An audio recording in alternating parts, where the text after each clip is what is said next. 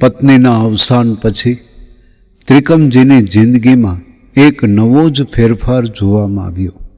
પહેલાં ત્રિકમજી ગુમસુમ બેઠા રહેતા હતા. હવે એણે એક જાતની નિયમિત ભક્તિ શરૂ કરી દીધી હતી.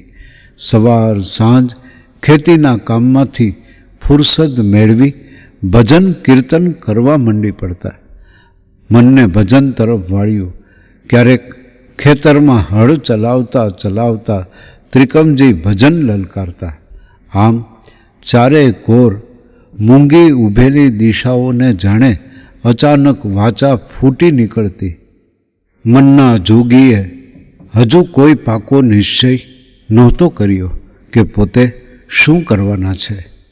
પોતાના ભાભી પર નાનકડી દીકરીની જવાબદારીને સોંપીને કીર્તન સત્સંગમાં ચાલ્યા જતા. સંયુક્ત કુટુંબ હતું. ભાભીએ દીકરીની જવાબદારી સ્વીકારી તો લીધી, પણ તે કહેતી કે તમારે આવી જ રીતે રોજ ભજન કીર્તન કરવા જતા રહેવાનું હોય તો મારાથી તમારી દીકરીની જવાબદારી નહીં લઈ શકાય. ક્યારેક એકલા પડી જતા ત્યારે દુનિયા ચૈત્રના આકાશ જેવી નીરસ અને લુખી લાગતી. આવી દુનિયા, આવો સંસાર એના માટે ધીરે ધીરે બોજો બનવા લાગ્યો. એક દિવસ ભજનમાંથી મોડું થયું. ભાભીએ કહ્યું કે તમારા માટે અમારે રોજ ભૂખ્યા રહેવાનું? આ તો રોજનું થયું. આના કરતાં તો બાવા થઈ ગયા હોત તો, ઘર છોડીને ભાગી ગયા હોત તો સારું થાત. મફતમાં રોટલો ખાવા અને ભજન ગાવા. અને આ શબ્દો ત્રિકમજીને હાડો હાડ લાગી ગયા.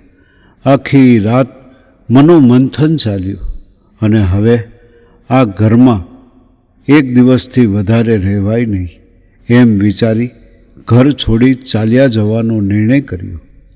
કુણવદર છોડીને બીજે ક્યાંક ચાલ્યા જવાની ઈચ્છા જોર કરી જતી હતી. જમીન જાગીર પ્રમાણમાં ઓછી હતી એટલે બીજે ક્યાંય સાથીપું કર્યું હોય તો બહારના બહાર અને મદદની મદદ થઈ જાત. એકાદ વખત પોતાની ઈચ્છા બાપુને કહેવાની થઈ, પણ ત્રિકમજીને હૈયે એક વાતનો ડર હતો. રખેને બાપુને પોતાની વાત ખરાબ લાગશે તો કહેશે કે દીકરા, આ ઘરની કોઠીનું અનાજ હજુ ખૂટ્યું નથી. ખૂટે ત્યારે કોઈના હાથીપા કરજે. પણ આજ હૈયું હાથ રહ્યું નહીં. બાપુની આગળ વાત મૂકી, બાપુ, તમે રજા આપતા હો તો રોજડે જાઉં? રોજડે કોણ છે તારું ત્રિકમજી? બાપુ, સાથી પાનું કેણ આવ્યું છે. વળી આ સાલ મોલ પાણીએ મોરા છે. બહાર રહીશ તો 2 દોકડા મળશે, પણ મોલ પાણી સારા નથી તો પોર સારા થશે. એથી કંઈ એમ હાલી નીકળાય? તારી જેમ બધાય ખેડૂ હાલી નીકળે તો ગામ ઉજળ થઈ જાય. ના બાપુ, મારું કહેવું એમ નથી, પણ ને બણ મારાથી તને હા નહીં કહેવાય. મારું મન મૂંઝાયા કરે છે. બહાર રહીશ તો જરા ઠીક રહેશે. મારે ક્યાં જિંદગીભરનું સાથીપું કરવું છે. ઠીક ન લાગ્યું તો પાછો આવતો રહીશ. મન મૂંઝાય તે શું ઘરમાં? તારી ભાભી કે કોઈએ તને કાંઈ દુઃખ દે છે? તારી દીકરીને કાંઈ વાંધો છે? દીકરીને તો હું જઈશ તો એ હારે લઈ જઈશ. એની હારે તો દિલ લાગી ગયું છે બાપુ. તારી મરજી. હું હાયે નથી કહેતો ને નાયે નથી કહેતો. ત્રિકમજીના બાપુનો જવાબ હા ને નાના વચ્ચે ટીંગાતો હતો. ત્રિકમજીનું મન મોડું ન પડત, પણ ભાભી દીકરીને સાચવતા સાચવતા ત્રિકમજીને આડકત રીતે સંભળાવી લેતી. ત્રિકમજીને થતું, ભાઈ ભાભી પર શા માટે પોતે બોજો બનીને રહેવું? ભાભીને પોતાની દીકરી સાચવવી પડે તો કંઈનું કંઈ થઈ જાય, તો તો પછી શા માટે પોતે પોતાનો બોજો ઉચકી ન લેવો જોઈએ? જેમ જેમ મૂંગે મોઢે સહન કરતા રહ્યા તેમ તેમ ભાભીની જીભ વધુ ચાલવા માંડી.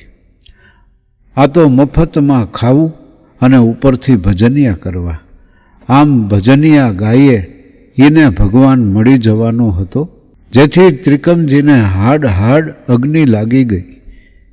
આ તે ભાભી છે કે ઓલા ભવની દુશ્મન? એક નાનકડી દીકરીને રાખતા એને દુઃખ થાય છે. મન સાથે નિશ્ચય કરી લીધો કે હવે આ ઘરમાંથી પોતાના અન્ન જળ ખૂટ્યા છે.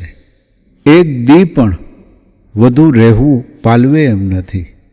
જે ઘરમાંથી જાકારો મળે એ ઘરમાં એક પળ પણ ઊભા રહેવામાં એને નિજનું અભિમાન ઘવાતું લાગ્યું. ભાભીના શબ્દો જાણે કે માયામાંથી મુક્ત થવા માટે ત્રિકમજી માટે દૈવી શક્તિનો પ્રકાશ હતો. બીજા દિવસનું સવાર પડ્યું ન પડ્યું કે ત્રિકમજીએ ફાટ બાંધી અને સૂતી દીકરીને ઘોડિયામાંથી ઉચકી લીધી. ભાભી ફાટે ડોળે આ બધું જોતી રહી, પણ કંઈક ફરક પડતો ન હતો. ભાઈને કહ્યું કે હું જાઉં છું. ભાઈએ રોકવાનો પ્રયાસ કર્યો, પણ ત્રિકમજી કહે, ના, હું જાતે કમાઈશ અને દીકરીનું ધ્યાન પણ રાખીશ. હું જાઉં છું. ભાઈ આવજો. કોઈ ગુનો થયો હોય તો માફ કરજો. હું રોજડે જાઉં છું. પણ ભાઈ ત્રિકમ કોઈને પૂછ્યા વિના આમ ઓચિંતા? હા ભાઈ, મારી દીકરી ખાતર કોઈને ગોલાપા કરવા પડે એના કરતાં એનો બાપ ભલે હવે કોઈના ગોલાપા કરે. આમ કહી ત્રિકમજી એકદમ આગળ વધી ગયા. મોટા ભાઈ એને રોકે એ પહેલાં ભાભીએ એને વાર્યા. જવા દ્યો, એ જાય ત્યાં અટાણ સુધી આટલું કર્યું ને ઉપરથી જશને બદલે જોડા દેતો જાય છે. ખબર પડશે કે કેમ છોકરા સચવાય છે. મારા સમ છે જો તમે એને વારવા ગયા તો. ત્રિકમજી ભાભીના આ શબ્દ સાંભળવા ઊભા ન રહ્યા. ત્રિકમજી ચાલતા ચાલતા કુળવદરથી રોજડા આવ્યા. ત્યાં 2 વર્ષ રહ્યા. ખેતરમાં કોઈને ત્યાં સાથીપો કરીને ગુજરાન ચલાવતા. માતા વગરની પુત્રીના માતા અને પિતા બન્યા. એક તરફ ખેતરમાં કામ અને બીજી તરફ નાની પુત્રીની જવાબદારી. રાત્રે ભજન, કીર્તન અને ચિંતન. આખરે ઈશ્વરને જે કરવું હતું તે થઈને જ રહ્યું. પુત્રી પણ માતાના રસ્તે સ્વર્ગે સીધાવી. આમ બીજું બંધન પણ છૂટી ગયું. હવે તો માત્ર ખેતી અને કીર્તન, ભજન, બસ જાણે કે આ જ જીવનનો ક્રમ બની ગયો. સમય જતાં ક્યારેક તો દિવસે પણ ભજન, કીર્તન અને રાત્રે પણ ભજન જ કરતા. એક રાત્રે ખેતરમાં રખોપા કરવાના હતા, પણ એ તો અલગારી જીવ કીર્તન ભજનમાં એટલા મસ્ત બની ગયા કે એમને યાદ ન રહ્યું કે તેઓ ગામના ચોરે બેસી ભજન કરે છે કે ખેતરમાં રખોપા કરે છે. કોઈ માણસે ખેતરના માલિકને ફરિયાદ કરી કે તમારો સાથી તો ખેતરમાં રખોપા કરવાને બદલે ચોરે બેસી આખી રાત ભજન કરે છે. ક્યારેક ક્યારેક તો ચોરા પર ભજન કીર્તન થતાં ત્યારે હૈયું હાથ રહેતું નહીં. એક બાજુ ભજનની તાલાવેલી લાગે એટલે ઘણીવાર એવું પણ બનતું કે સીમમાં બળદું રેઢા ચરતા હોય અને ગોવાળિયા ભેગા થઈને ત્રિકમજીને આગ્રહ કરે કે ત્રિકમજી ભજન ગાતો. ત્રિકમજીથી ના પડાતી નહીં. ભગવાનના નામની ના પાડતા એને જાણે કંઈક થઈ જતું હતું. બને ત્યાં સુધી પોતે એ વાતનો હંમેશા ખ્યાલ રાખતા કે પોતાનો માલિક કોઈ વાતે નારાજ ન થવા જોઈએ. છતાંય જ્યારે જ્યારે ગામમાં ભજન થતા ત્યારે ત્રિકમજી બધું ભૂલી જતા અને રામસાગર લઈ મંડી પડતાને સાંભળનારાના મોઢામાંથી વાહ વાહના ઉદ્ગારો નીકળી પડતા. માલિક પાસે આજ પાછી ફરિયાદ આવી કે ત્રિકમજી તો બળદુને સીમમાં રેઢા મૂકીને ચોરે ભજન ગાય છે. ગમે તેમ તો એ માલિક ખરો ને. આજ એનો ત્રિકમજી પરથી વિશ્વાસ ડગમગી ગયો. ઘોડી પર રાગ વારીને માલિક પહોંચ્યો ખેતરે. જઈને જુએ છે તો ત્રિકમજી એની મસ્તીમાં બળદ ચરાવે છે. પોતાને ભોઠપ આવી ત્રિકમજીને બોલાવી તો એને એમ થાય કે જો માલિક મારા પર ભરોસો નથી કરતા એટલે જવા દેને, નથી બોલાવો. હવે ખબર લઉં દીકરા તારી કે તું મને ઊંધું ભેરવી ગયો. જેવો આવ્યો એવો માલિક પાછો ફર્યો. ઘોડી સીધી ચોરાને માર્ગ વાળી. મધરાતનો મોગરો મરડાઈ ગયો હતો. જામતી રાતે ભજનમાં કોઈ ઓર રંગ આવે છે. તબલા, મંજીરા અને રામસાગરના તાલબદ્ધ ધ્વનિથી વાતાવરણ આખું દિવ્ય બની ગયું હતું. ત્રિકમજીના હાથમાં રામસાગર લઈ ભજનમાં એની ભક્તિમાં એકાકાર થઈ ગયો હતો. હરિને ભજતા હજુ કોઈની લાજ નથી જતી. આવનારો આ દ્રશ્ય જોઈ ખાંગો થઈ ગયો. ત્રિકમજી અહીં ક્યાંથી? આ તે સ્વપ્ન કે સત્ય? એણે પોતાની આંખો ચોડીને જોયું. વધુ ખાતરી કરવા ઘોડીને પૈગેડું મારી જોયું કે ઘોડી ભાગી બરડાના પેટાળને ખૂંદતી રાત્રિની નીરવ શાંતિને ચીરતી જ્યાં સીમમાં જઈને ફરી જુએ તો ત્રિકમજી એ જ જગ્યાએ ઊભો ધીમે ધીમે લલકારતો હતો. એ જ ભજન અને એ જ કડી, એ જ લહેકો અવાજ શું મીઠો હતો, પણ લય જરા ધીમો હતો. માલિકને સમજતા વાર ન લાગી. ત્રિકમજીની ભક્તિ પામી ગયો. એના ભક્તિ યોગને, એની સાધનાને એણે માપી લીધા. એ કોઈ નાનો સૂનો માણસ નથી એની એને પ્રતીતિ થઈ ગઈ. મારતી ઘોડીએ એ પાછો ફર્યો. ચોરે જઈ સીધો ત્રિકમજીના પગમાં જેમ લાકડી પડે એમ પડી ગયો. ત્રિકમજી બાપુ, મને માફ કરો, મને માફ કરો. હું તમને ઓળખી ન શક્યો. મારાથી ભૂલ થઈ ગઈ. તારા પારખા કરવાની મને કોણે આ કમૂતી સુજાડી? એકવાર નહીં, બબ્બે વાર ખેતરે ગયો. તારા જેવા માણસના મારા ઘરે પગલાં એ ઓલ્યા ભવનું પૂન છે. મને જે માણસના પગ ધોઈને પીવા જોઈએ એ માણસને મેં સાથીપું કરવા રાખ્યો. મને માફ કરો ત્રિકમજી, હું તને ઓળખી ન શક્યો. ત્રિકમજીની આંખો ખુલી. કાકા, તમે તો વડીલ છો, તમથી એમ થાય નહીં. મને ભોઠો પાડોમાં. મારો ભગવાન સહુને માફ કરનારો છે. ત્રિકમજીએ વિચાર્યું, અરે રે, ભગવાનને મારા હારું થઈને હાથીપું કરવું પડે? એ તો પાપ કહેવાય. ભગવાન પોતાની આટલી કાળજી રાખે છે અને પોતે એની જરાયે કાળજી રાખતો નથી. હવે આ સંસારમાં રહી અને મારે શું કરવું? અને બીજે દી સવારે પછેડી અને ડાંગ એના માલિકને પરત કરી દીધા. સાંભળો કાકા, આજથી તમે અને હું બેય છૂટા. બોલ્યું ચાલ્યું માફ કરજો. જીવતા રહ્યા તો મળશું પાછા. માલિકના મોઢામાંથી એક શબ્દ એ નીકળ્યો નહીં. એણે ત્રિકમજીને જતા વાર્યા પણ નહીં, કારણ કે એને ખબર હતી ત્રિકમજી હવે કોઈથી વાર્યા વરે એમ નથી. ઈશ્વર તરફ જતો બાપુએ રસ્તો પસંદ કરી લીધો. અહીં બાપુના જીવનનો બીજો તબક્કો શરૂ થયો. ચાલતા ચાલતા એમનું મંથન ચાલુ જ રહ્યું કે મારા માટે ભગવાનને સાથીપો કરવો પડ્યો. ખલાસ, મારે મારું આખું જીવન ભગવાનના કીર્તન ભજનમાં જ ગાળવું છે અને આધ્યાત્મિક તરફ જવાની શરૂઆત હતી. ગુરુ વગર આધ્યાત્મિકની વાટ પર આવતી અડચણો, મુશ્કેલીઓથી કોણ બચાવે? ગુરુ જોઈએ એમ લાગવા માંડ્યું. ગુરુની શોધમાં બિલખામાં એક યોગીનો આશ્રમ છે. આ આશ્રમમાં કેટલાય યોગીઓ યોગ સાધનાના અર્થે આવી વસેલા.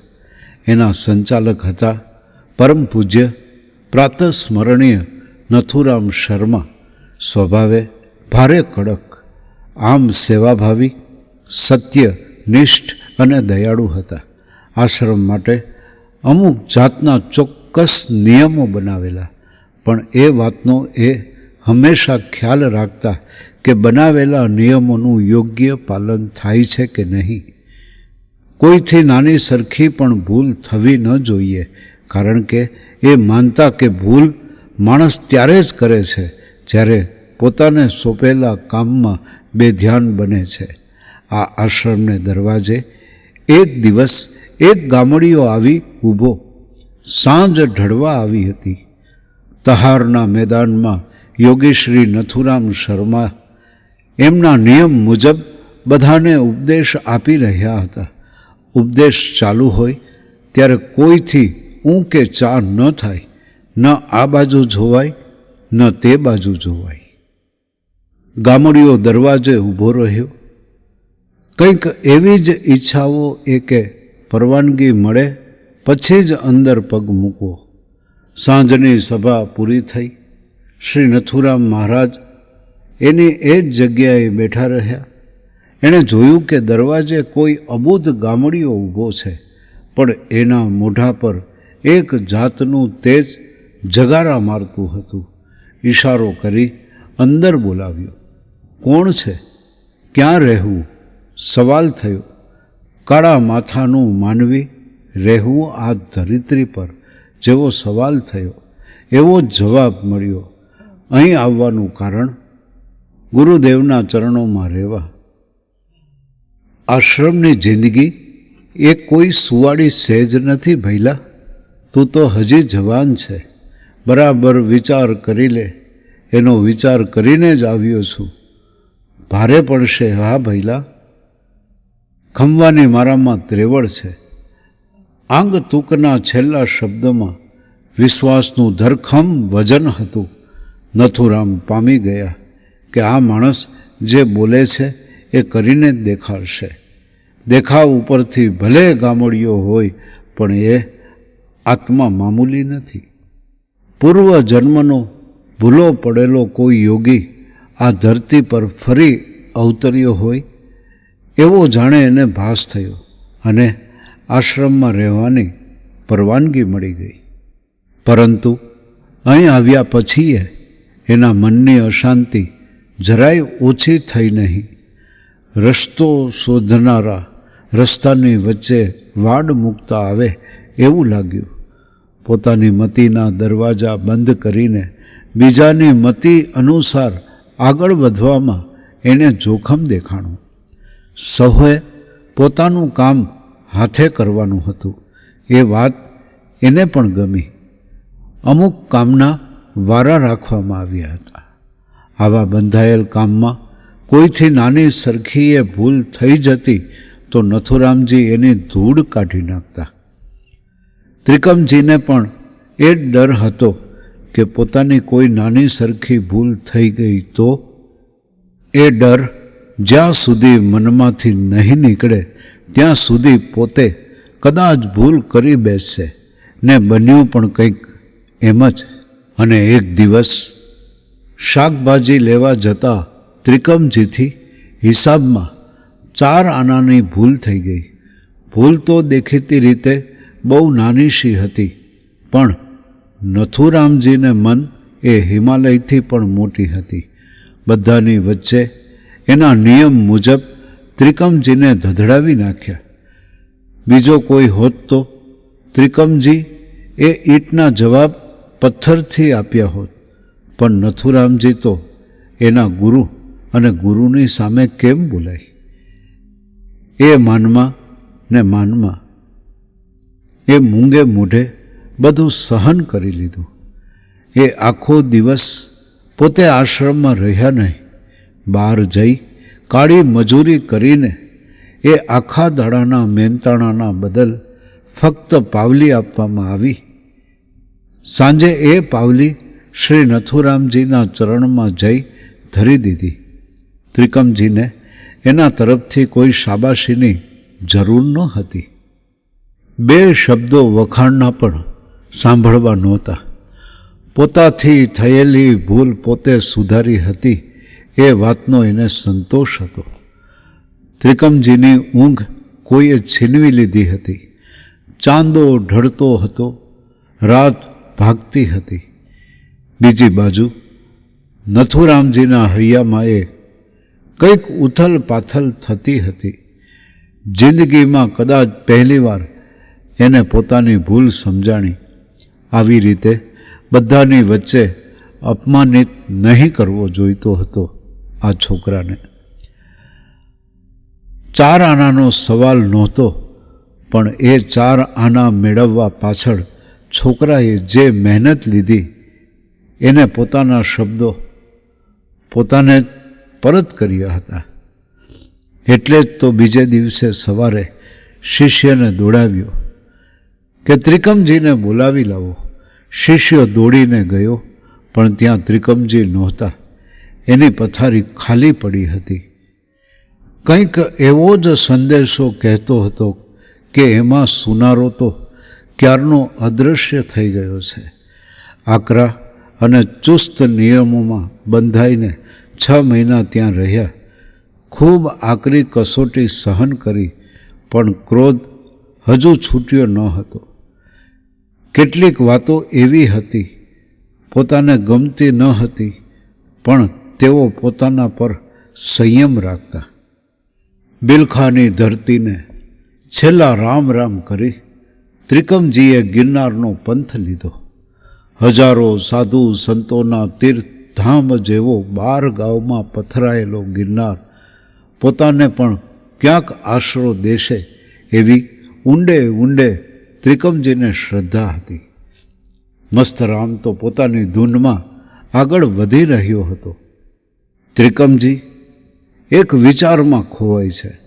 ગુરુ પાસે જોઈએ એવી એક જાતની પ્રતિભા શ્રી નથુરામ શર્મા પાસે જરૂર હતી, પણ સાથે સાથે એના અવાજમાં સત્તાનો રણકાર હતો. ગુરુ તરફથી જે જ્ઞાન મળ્યું હતું એ ઘણું હતું. હવે કોઈ ગુરુ ધારવા નથી. માણસનો ગુરુ માણસનું મન છે. મનને કાબૂમાં રાખતા આવડે તો સમજો જાણે ભગવાન મળી ગયો. ત્રિકમજીએ મન સાથે પાક્કો નિશ્ચય કરી લીધો કે હવે કોઈ ગુરુ કરવો નથી. આપ મેળે જે જ્ઞાન મળે એટલું જ્ઞાન મેળવી લેવું. આવા નિશ્ચય સાથે આડેધડ આગળ વધી રહેલા પગલાં એક ગુફા આગળ જઈ અટકી ગયા. અંદર ધૂણી ધકતી હતી. કોઈ જટાધારી મહાત્મા ધૂણી પાસે આસન વાળીને બેઠા હતા. ધૂપની સુગંધથી આખી ગુફા ધમધમી ઉઠી. ચાંદીના ઝીણા તાર જેવી એ સાધુની શ્વેત લાંબી દાઢી અને આંખોમાં જગારા મારતું એની ભક્તિનું તેજ જોતા વેત જ એના ચરણોમાં શીશ ઝુકાવવાની ઈચ્છા થઈ. એવી પ્રતિભા હતી કે સાધુના ચરણોમાં ત્રિકમજી લાંબા થઈ અને પડી ગયા. ઉઠો બેટા, ક્યાં ચાહતે હો? આશરો જોઈએ છે મહારાજ. ઘર સે ભાગ નિકલે હો ક્યાં? સાધુ બનના હૈ? સાધુની આંખમાં કોઈ ન સમજાય એવી લાલાશ તરતી દેખાણી. હા મહારાજ. ત્રિકમજીના શબ્દ પૂરા થાય એ પહેલાં તો પાસે પડેલો ચીપિયો એણે ઉપાડ્યો અને ત્રિકમજીના વાંસામાં 1, 2 અને 3 ચીપિયા ઠોકી દીધા. અને પૂછ્યું સાધુએ, સાધુ બનના હૈ? બોલો, સાધુ બનના હૈ? હા મહારાજ, સાધુ બનના હૈ. ત્રિકમજીએ એટલી જ શાંતિથી અને એ જ રીતે શીશ ઝુકાવીને જવાબ આપ્યો. પેલા બુઝુર્ગ સાધુએ ફરી 4 ચીપિયા ઠોક્યા. નાનો સૂનો માણસ હોય તો બોકાહા નાખતો બહાર નીકળી જાય, પણ આ તો ત્રિકમજી હતા. દુઃખ તો ખૂબ જ થતું હતું, પણ એ ભળના દીકરાએ ઊંકે ચા ન કર્યું. ફરી સવાલ થયો, સાધુ બનના હૈ? હા મહારાજ, એટલા જ ધૈર્ય અને વાણીમાં એ જ નમ્રતાથી જવાબ મળ્યો. સાધુએ ચીપિયો ફેંકી દીધો. એની આંખોમાં ખુશીનો ચમકારો થયો. ઉઠીને ભેટી પડ્યા. શાબાશ બેટા, શાબાશ. हमने तुम्हारी परीक्षा की. तुम साधु से भी बड़ा संत बनेगा, जरूर बनेगा और अपना नाम रोशन करेगा. ત્રિકમજીને રહેવાનો આશરો મળી ગયો. લીલી છમ આ ધરતી, પાંદડે પાંદડે પથરાયેલી પવિત્રતાની આભા અને વાદળ સાથે વાતો કરતા એ નાના મોટા શિખરોમાંથી જાણે 24 પળ વહી આવતું દિવ્ય સંગીત અને સવાર સાંજનું થતું પંખીઓનું ગુંજન ત્રિકમજીને ગમી ગયું. અહીં કોઈ ગુરુ નહોતા, કોઈ શિષ્ય નહોતા. નિયમિત રીતે ધ્યાનમાં બેસવા લાગ્યા. મનની અશાંતિ ધીરે ધીરે દૂર હટવા લાગી. છતાંય એ એકાંત પ્રિય જીવને જોઈએ એવું એકાંત મળતું નહીં. એને પોતાનો આભપરો સાંભળ્યો. કુંબલીના જર્જરિત ખંડેરો અને ભૃગુકુંડ આંખ સામે તરવરવા લાગ્યા. એ ધરતી જાણે એને સાદ કરતી હોય એવી લાગી.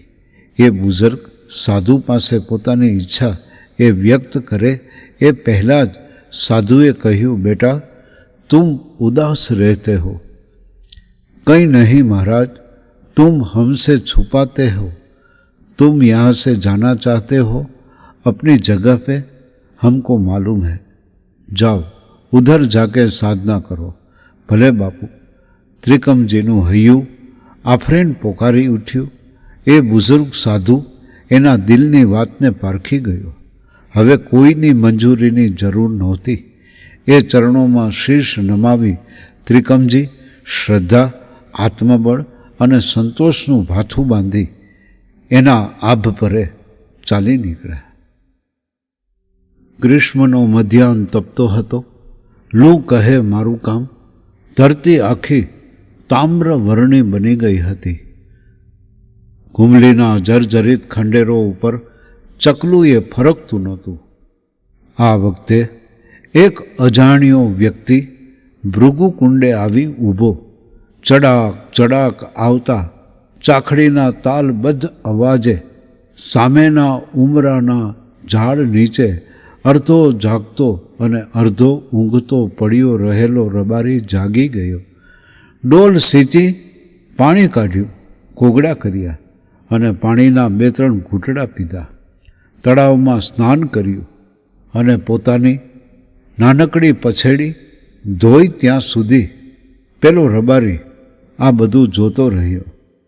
એને થઈ આવ્યું, આ ભર બપોરે આમ કુંડે આવી અને આ નાહનારો માણસ મામૂલી નથી દેખાતો. હજુ બંનેની નજર અથડાણી નહોતી. રબારી ઊભો થયો અને ઉપર આવ્યો. કા બાપુ, ક્યાં રહેવું? ધોમ તડકાના ક્યાં નીકળી પડ્યા? તું કામ કરે અહીં બેઠો બેઠો? મારી ભેહું પાહેના છાંયડે આડિયું પડી છે અને હું બેઠો બેઠો ઝોલા ખાતો હતો. કીકોર જાવું બાપુ? જાવું તો આભ પરે બાપુ. અટાણે પાણાવમાં પગ દેતા દેવતા મુકાઈ જાય એવું છે. તારવું ફાટી જાય એવો તડકો જ પડે છે. પછી જવાનું રાખો ને. એને મન ટાઢ, તડકો, વરસાદ બધું એ સરખું હતું. એ ચાલવાનું નક્કી કરે એટલે પછી ચાલવા માંડે. કોઈનો રોક્યો રોકાય નહીં. છતાંય અનાયાસે પોતાને બાપુ કહીને બિરદાવેલ એ રબારીના કહેવાથી પોતે આડા પડ્યા. સ્નાન કરતાં થોડોક થાક ઉતર્યો હતો. બાપુ, આભ પરેથી પાછા કંઈ ઉતરવાના? રાત પડી જાહે તો રાત રોકાઈ જઈશ. બાપુ, ત્યાં રાત રોકાવાય એવું નથી. દીપડા ધોરે દીએ આટા મારે છે. એ આપણે શું કરી શકવાના? ફાડી ખાય બાપુ. અમે જો આ ડાંગ રાખીને ફરીએ. ઉપરવાળો સૌની ચિંતા કરનારો બેઠો છે. એની ઈચ્છા વિના પાંદડું એ હલી શકે નહીં. એ વાત તો સાચી બાપુ, તોય ચેતતા રહેવું સારું. ઝાડ નીચે આડા પડતા હવાની ઠંડી લેરખીમાં બાપુની આંખો મળી ગઈ. આભ પરો જાણે સામે આવી ઊભો. એક અવાવરું ગુફા નજરે પડી. દિન રાત ખરતા રહેતા પાંદડા અને કચરાની ગુફા આખી જાણે ઢબુરાઈ ગઈ હતી. ગુફા આમ તો કોઈ જંગલી જાનવરે કોતરી નાખી હશે, પણ વર્ષોના વહાણા વાતા અત્યારે કોઈ એનો રક્ષણહાર નહોતો.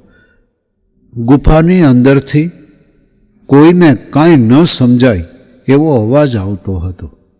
બાપુની આંખ ખુલી ગઈ. પાસે કોઈ નહોતું. સુરત દાદા આથમણી કોર નમવા આવ્યા હતા. ગરમીએ પોતાના શસ્ત્રો ધીરે ધીરે પાછા ખેંચી લીધા હતા. બાપુએ આજુબાજુ નજર કરી. રબારી તેમજ પાસે પડેલો લોટો દેખાણો નહીં. એમણે ઉઠીને કુંડમાંથી ડોલ ભરીને હાથ પગ મોઢું ધોયા. પછેડી સમેટી ચાલવાની તૈયારી કરે એ પહેલાં સાદ થયો. ઊભા રહ્યો બાપુ, ઊભા રહ્યો. આ સાદ ઓલા રબારીનો હતો. હાથમાં લોટો અને ઉતાવળે પગે હાલ્યો આવતો હતો. બાપુ, થંભો. તમને સૂતા ઉઠાડ્યા નહીં હો. બાપુ, મારા મનમાં થયું હાલને ઠાવકું શેડ કઢું દૂધ બાપુ હારું ભરી આવું. લ્યો બાપુ, લ્યો. સાવ તાજું જ છે. એના નિર્દોષ પ્રેમ આગળ બાપુ ના પાડી શક્યા નહીં. અડધો લોટો દૂધ પીધું અને અડધો લોટો પાછું આપવા માંડ્યું. અરે બાપુ, પી જાઓ. એમાં કાં એક ફડાકે તમને આભ પરે પહોંચાડી દેશે. બાકીનું અડધો લોટો દૂધ બાપુએ પી અને આભપરા તરફ પ્રયાણ આદર્યું. રબારી આભપરા તરફ થોડે સુધી બાપુને વટાવી ગયો. કહેતો ગયો, બાપુ, પાછા ફરતા આ જ ગામમાં રોકાજો. જોજો, ભૂલતા નહીં. એ પંથી આગળ વધવા લાગ્યો.